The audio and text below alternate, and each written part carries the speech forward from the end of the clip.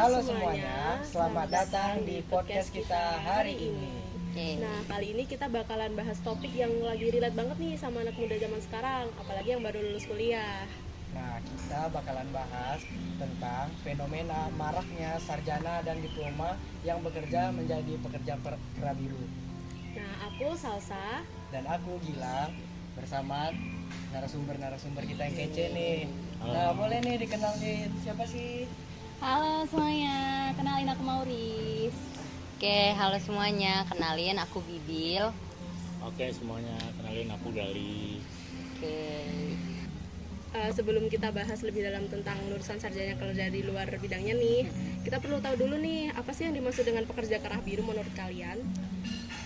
Sebenarnya topik tentang pekerja kerah biru ini sangat bagus ya, apalagi sekarang kan Indonesia lagi berada di masa bonus demografi gitu. Tapi kalau dari sepemahaman aku, sebenarnya pekerja kerah biru itu adalah orang-orang yang memang mengandalkan fisik mereka gitu loh untuk bekerja. Contohnya kayak supir, teknisi gitu-gitu sih kalau dari segi pemikiran aku gitu. Ya bener, aku juga nangkepnya sih nggak jauh beda ya dari yang udah dibilangin sama Mauris. Jadi emang mereka tuh nggak yang kerja kantoran, nggak formal banget juga, dan justru masuknya juga ke sektor informal, kayak nambahin juga dari Mauris tuh misalnya kayak ojol, kurir gitu-gitu. Nah benar, jadi tuh emang pekerja kerah biru tuh nggak terlalu membutuhkan ijazah dengan lulusan yang tinggi banget sebenarnya untuk kerja gitu. Oke, menurut teman-teman nih, influencer itu termasuk pekerja kerah biru nggak sih? Kalau setauku ya, kalau influencer tuh dia ada jenisnya sendiri. Namanya beda lagi, namanya itu open collar, dimana itu emang buat pekerja-pekerja yang sifatnya bebas, kayak content creator, influencer, bener-bener yang nggak terikat sama apapun gitu loh. Jadi dia beda sama blue collar. Tuh. Nah, kan kita udah tahu nih definisi dari pekerja kera biru kan. Nah, sekarang kita lihat dari konteks di Indonesia. Asik banget nih. Kalau dilihat dari sisi Indonesia sendiri nih, seperti apa sih kondisi demografi saat ini? Nah, sebenarnya kalau kita melihat dari struktur kependudukan di Indonesia ya, sebenarnya Indonesia tuh sekarang tuh lagi ada di piramida stasioner gitu loh teman-teman, dimana jumlah usia produktifnya tuh banyak sekali gitu. Jadi menurut aku secara teori tuh Indonesia punya potensi yang gede banget gitu loh untuk menyerap tenaga kerja gitu sih. Aku namain dari Mauris ya. Jadi juga perlu kita ketahui nih, data terakhir di tahun 2024 itu bahkan lulusan sarjana itu udah menyentuh di angka 16 juta. Dengan angka segede ini, yang enggak sebanding sama lapangan kerja yang ada. Bener. Ya jadi masalah banget buat Indonesia. Bener sih.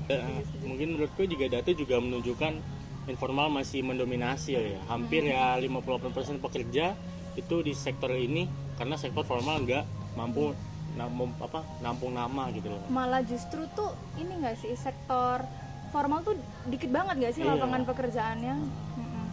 Menarik ya. Dari data tadi sih banyak ketimpangan antara jumlah lulusan sama lapangan kerja kan. Tapi sebenarnya apa sih penyebab utama sarjana banyak yang akhirnya kerja di sektor informal? Pasti ya, yang paling jelas tuh pertama karena lapangan pekerjaan di sektor formal itu tuh sangatlah minim, ditambah lagi dengan kriteria-kriteria yang mereka tetapkan kan pasti semakin mempersulit gitu kan. Terus yang kedua dunia industri ini tuh belum mampu menyerap semua lulusan sarjana seperti kita ini gitu. Nah, membahas dari kriteria tadi juga ya itu juga menunjukkan sih bahwa banyak dari mahasiswa-mahasiswa itu juga kadang nggak mempersiapkan justru untuk hal-hal yang bersifat soft skill. Padahal itu justru berguna buat kita nantinya waktu beneran kerja, buat di kerja nyatanya. Kalau dari Gali mungkin mau nambahin juga? Kalau dari aku sih cukup ya. Kayak udah paham aja sih dari yang lain juga gitu.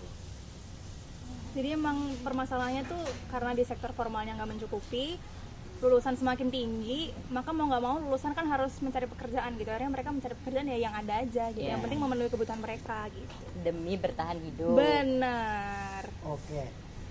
Nah, kalau kita biarin terus nih kejadian kayak gini nih tanpa ada solusi, kira-kira apa sih dampaknya? Udah parah banget, kita semua kena. Iya, bener banget. Sebenarnya tuh gini deh. kalau misalkan kita menyinggung tentang bonus demografi, sebenarnya tuh ini tuh menjadi hal yang positif ya ketika lapangan pekerjaannya emang banyak. Cuman akan jadi beban demografi juga ketika lapangan pekerjaan gak sebanyak itu menampung usia produktif yang cukup banyak gitu. Ya para Gen Z kayak kita ini juga ngarahnya nanti justru ke frustasi gitu-gitu kan, karena kayak ya kita selama kuliah udah berjuang mati-matian, lulus nanti punya impian, punya harapan bisa punya gaji yang gede lah segala macam, kerja di tempat impian, yang mana ya itu juga nggak sesuai gitu nanti ujungnya waktu kerja kan. Lagi juga efek lainnya juga bisa ke ekonomi nggak sih, kan Iya, ekonomi nasional, karena efisiensinya tenaga kerjanya rendah. Orang yang kompetensinya tinggi malah kerjanya di tempat yang nggak sesuai gitu loh. Iya, Jadi kayak bener sih, susah gitunya gitu loh. Tapi uniknya nih ya, banyak yang bilang kalau kerja di sektor informal tuh malah lebih cuan. Nah, gimana nih menurut teman-teman? Jujur apalagi di mata Gen Z ya, kayak itu tuh sebuah fakta juga gitu loh, karena kadang ada orang yang memilih untuk buka usaha sendiri atau jadi ojol, dia tuh penghasilannya lebih gitu. Bahkan mereka juga bisa membuka lapangan kerja untuk orang lain juga gitu. Tapi perlu di highlight juga ya yang namanya ya sektor Iya. informal itu ya nggak ada tanggungan BPJS, Bener. nggak ada pensiunnya juga, nggak ada kontrak tetap, benar-benar ya apa yang kita dapat ya sesuai aja sama apa yang datang ke kita gitu. Jadi meskipun fleksibel ya, buat jangka panjang tetap kurang aman sih. Banyak nih, Contohnya ada kayak beberapa ya minusnya. mungkin buat yang lagi transisi atau sambilan gitu kerjanya gitu loh. Oh begitu. Nah, jadi kita balik lagi nih ke topik utama kita. Oke, apa tuh? Kenapa sih bisa sampai banyak sarjana yang sekarang nganggur? Kalau dari aku sih pasti karena ada yang mismatch gitu ya, dimana jurusan kuliah misal kayak kita PWK gitu, terus banyak juga bidang kerjaan tuh sempit gitu loh untuk beberapa jurusan gitu. Jadi malah banyak orang yang misalkan lulusan sarjana PWK kerjanya nggak di bidang PWK gitu. Terus juga kayak yang aku dibilang di awal tadi kan, kadang mahasiswa tuh emang kurang fokus buat hal-hal yang sifatnya soft skill, Bener-bener. kurang memperhatiin gimana cara belajar komunikasi yang baik, cara make software yang baik itu gimana, padahal yang kayak gitu itu yang jadi poin pentingnya sebenarnya. Justru sebenarnya soft skill tuh adalah bekal utama juga sih di Iya. dunia kerja gitu, untuk adaptasi dan segala macamnya. Dan jangan lupa loh, banyak perusahaan yang lebih pilih yang udah punya pengalaman Nah, Benar, daripada setuju. fresh graduate yang jadi skala saing gitu loh. Itu jadinya. juga, jadi nggak bener-bener nggak cuman mandang teori yang dibawa Iya. doang. Pertanyaan besar nih buat teman-teman.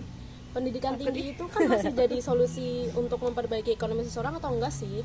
Atau justru malah jadi harapan palsu nih? Nah, kalau menurut aku ya, sebagai mahasiswa juga, menurutku pendidikan tinggi itu tetap menjadi hal yang penting gitu. Karena kalau kita nggak punya pendidikan yang tinggi, kita juga akan semakin sulit lagi gitu loh untuk mencari pekerjaan gitu. Tapi kita juga harus realistis, dimana ketika kita menempuh pendidikan tinggi itu kita nggak cuma ngejar akademik doang gitu. Harus banyak hal yang kita kejar yang Kombinasinya iya, ya. benar kayak Kombinasinya. gitu sih. Kombinasinya antara gimana pendidikan itu sendiri, kerja kerasnya gimana cara kita juga menyeimbangkan dengan soft skill yang kita punya.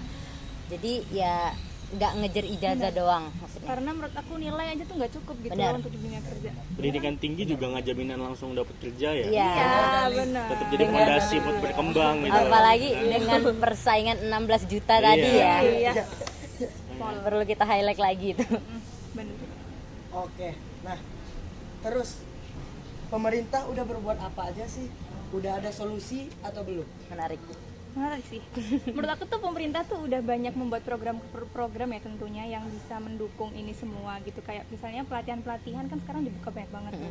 Terus juga menurut aku kayak pendidikan vokasi gitu-gitu kan itu menjadi salah satu hal yang bekal yang penting juga kan prakteknya untuk dunia kerja. Gitu sih. Tapi mungkin minusnya ya belum nyampe ke, maksudnya belum terakses secara menyeluruh banget gitu, terutama ke teman-teman kita yang ada di daerah mungkin, jadi belum sampai secara keseluruhan lah istilahnya. Belum tergeneralisasi dengan baik Ya. gitu ya. Efektifnya juga belum terlalu evaluasi banget ya sih itu. Belum kelihatan Iya, ya. Iya, kelihatan sih. jangan cuma seremonial doang sih, tapi beneran bantu anak dan mudah dapat kerja gitu loh. Gitu sih paling. Iya. Nah, kalau belajar dari negara lain nih, kira-kira ada nggak sih negara yang bisa dijadiin contoh nih buat negara kita? Ada. Wah, jujur mah itu banyak banget ya. Apalagi kan negara-negara maju kan sekarang banyak banget ya. Kalau yang paling deket sih Singapura sih kayaknya, dimana tuh mereka sukses tuh nggak cuma buat manfaatin bonus demografi aja gitu, tapi pendidikannya juga sangat adaptif. Nah, gimana ya? Kan pendidikan itu juga langsung nyambung, mereka tuh gimana ya, maksudnya konsep dari pendidikannya itu benar-benar juga langsung nyambung ke konsep dari pekerjaannya, kayak disediain gimana tempat magangnya, terus juga kolaborasi dengan perusahaan-perusahaan baik itu industri ataupun yang lainnya. Di negara Jerman juga bagus nih. Oh iya. Dia manajemennya kuat itu, sistem vokasinya. Jadi lulusan kerjanya tuh banyak gitu loh. Emang dari negara-negara maju tuh emang konsepnya beda-beda, tapi ya tercapai juga. Apalagi di Eropa gitu banyak sih yang bisa kita contoh. Kayaknya menyesuaikan dari negara masing-masing juga. Setuju. Oke. Terakhir nih, terakhir ya. Aku biasanya closingan agak serem ya. Oke. Ada juga nih yang bilang banyak lulusan sarjana yang nggak kerja formal tapi malah sukses gitu. Nah, gimana sih menurut kalian? Setuju, kalau itu mas setuju banget ya. Contohnya nih di Indonesia gitu, ada namanya tiktokers ya, namanya Kak Azira. Dia tuh dulu lulusan sarjana deh setahu aku, dan sekarang tuh dia memilih untuk menjadi peternak gitu loh. Tapi tuh emang sukses, Cuan banget. Itu saja juga Mas Ade gitu yang jadi YouTuber, dan malah penghasilannya lebih tinggi dari orang-orang yang di sektor Betul formal. banget tuh.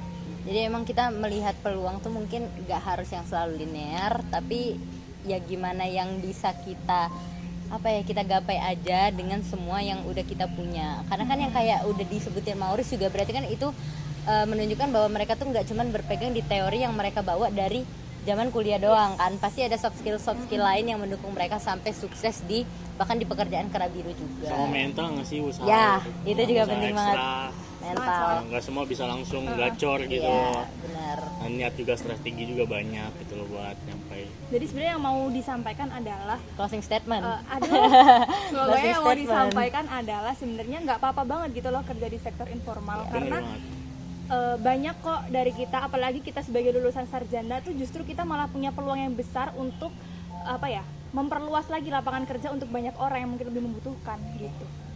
Setuju. Mantap, berbobot sekali hari ini. Keren banget ya jawaban Keren dari banget ya hari narasumber kita ini ya. Ayo boleh kasih tepuk tangan. Semoga dari podcast kita kali ini kalian bisa dapat insight baru, semangat baru untuk bisa upgrade diri lagi. Sampai jumpa di episode selanjutnya. Yeay. Nanti kita ngobrol-ngobrol lagi. Bener. Dadah. Hidup mahasiswa.